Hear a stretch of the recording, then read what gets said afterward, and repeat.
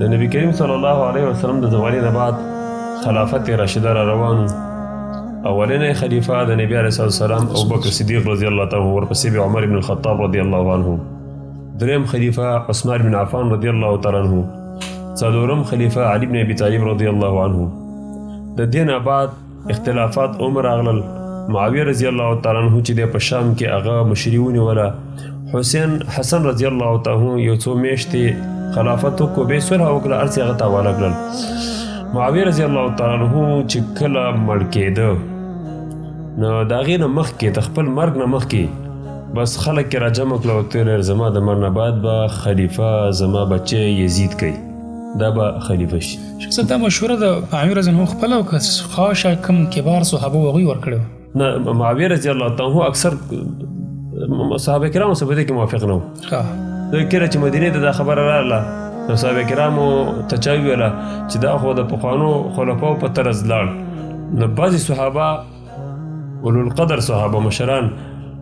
هغې ویله نه دا د کسرا په طرف لاړ لکه مخالفت یې وښوده خو صحابه کرامو قانون دا و چې کله به امیر یو فیصله وکړو جدي فیصله مخالفت به نه کوو ځکه هغه نه بیا ټکراو جوړېږي جنګ جوړېږي بیا په هغه کې ضرر ډېري په نسبت د هغه فیصلې د دې وجه نه معاویه رضی الله تعالی دا خبره وکړه او شاید مشورې وله خلکو ورکړې وې دا بعیده نه ده ځکه اکثر یو سړي فکر خبرې ته نه بولله فکر کړي خو دا کار یې وکړو دا مشري د خپل کور ته راغونډه کړله او دا یې ویله چې یاره زما نه بعد به یزید خلیفه مشر به نو څه کسانو بیعت وکړو څه کسان وروستو شو ځای په ځای باندې والیانو او امیرانو ته ویل چې د دې لپاره بیعت والې د خلکو نه لنډه ده چې د یزید دپاره بیعتونه واخیستلی شو. کله چې معاویه رضی الله تعالی وفات شو یزید مشر شو باچا شو دا په شام کې و نو د عراق خلک راپورته شو وایي موږ د یزید سره بیعت نه کوو موږ د نبي علیه السلام د نوسي حسین رضی الله تعالی سره بیعت کوو هغه به راځي او موږ به د هغه سره بیعت کوو د هغه مشري به موږ منو. دا خبرې دا جوابونه دا خطونه یې راولېږل حسین رضی الله تعالی عنه ته چې حسین رضی الله تعالی عنه راوغواړي عراق ته بیعت ورسره وکړي او بس هلته خپل مستقل حکومت اعلان وکړي.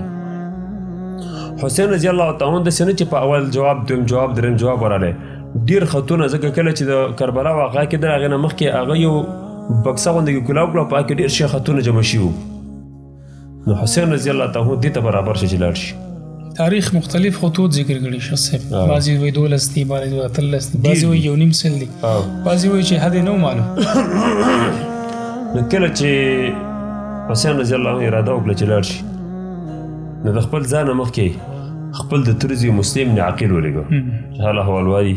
چې حالات څنګه دي دا خلک د عراق خلک په دې خپله خبره باندې کلک دي که نه دي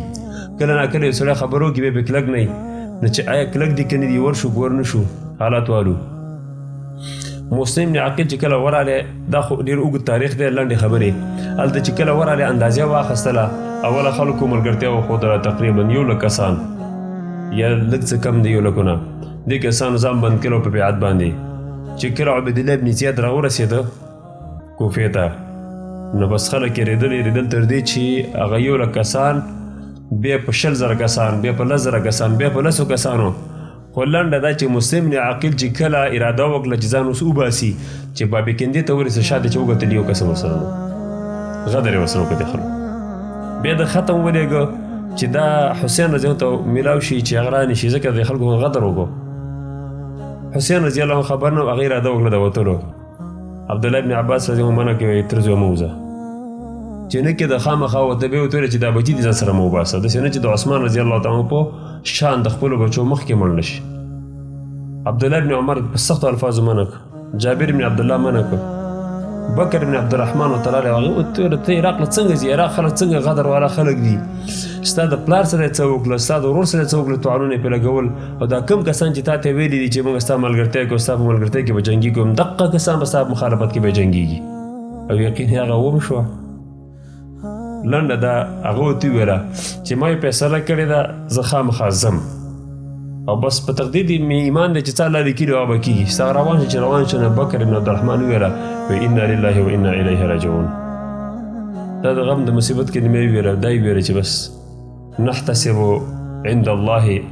ابا عبدالله بس د الله نه به ثواب غواړو ځکه دا خو به مرته روان دی نو خو ډېرو ملګرو دا منع که خو منع نه شو البته دی لاړ هلته او لاره کې جواب راورسېده چې مسلم بن عقیل یې شهید کړی دی ملګرو سره مشوره وکړه موږ له څه کول پکار دي څه شی وکړو بعضې ویل چې رستنېږو ځکه هغه حکومت یې سره به نه کېږي بعضې ویل چې نه زمونږ ورور زمونږ د تره زوی یې وژلی موږ انتقام ولو د نبي کریم صلی الله علیه وسلم نسل د دې د خاندان دا ډېر زړور د مرګ نه نه هېرېدل وایي زو بس موږ جنګ کوئ هغې وژلی ظالم پرې وژنو خو موږ انتقام ولو روان شول یو ځای ته ورسېدل نو عبیدالله بن زیاد خپل یو لښکر مخکې ولېږه خبر شوی و چې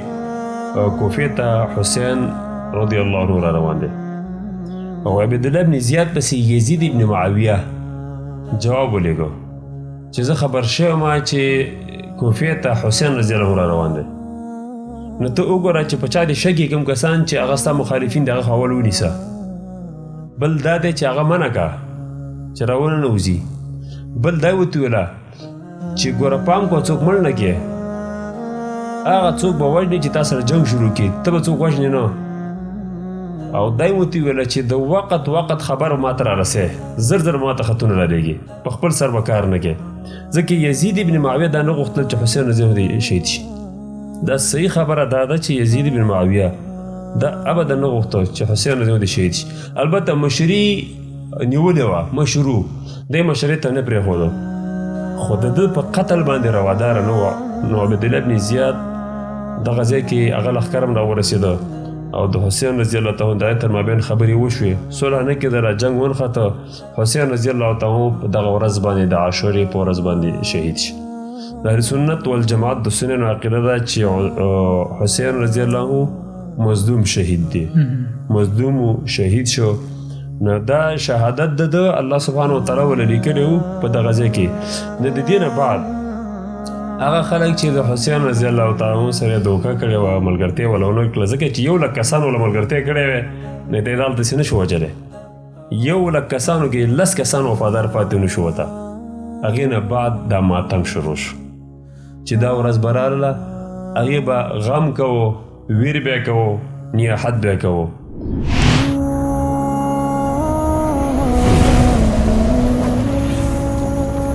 Don't forget to like, share and subscribe.